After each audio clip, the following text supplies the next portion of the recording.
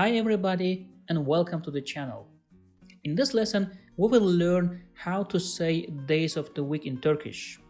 So let's start. Pazartesi, pazartesi. Salı, salı.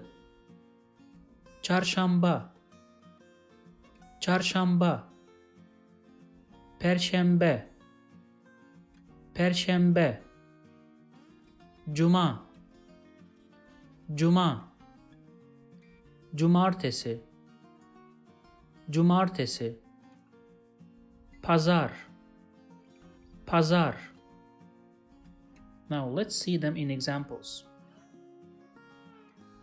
En zor sınavım pazartesi günü olacak.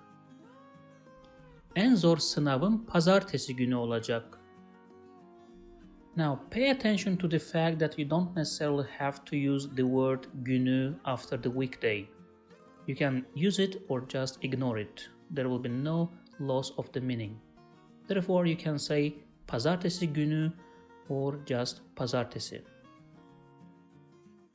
Bu salı benim doğum günüm.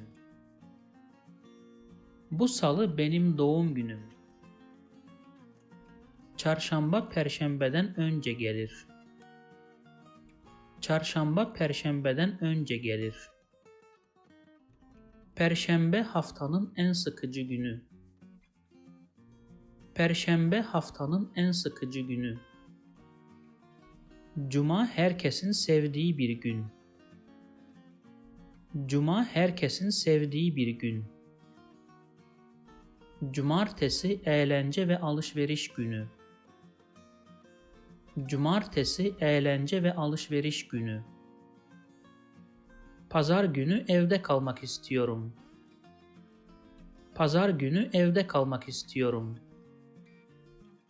If you like this video, please subscribe to my channel below for more videos on Turkish grammar, vocabulary and pronunciation. Also, if you think this video can benefit somebody else, please share it with them.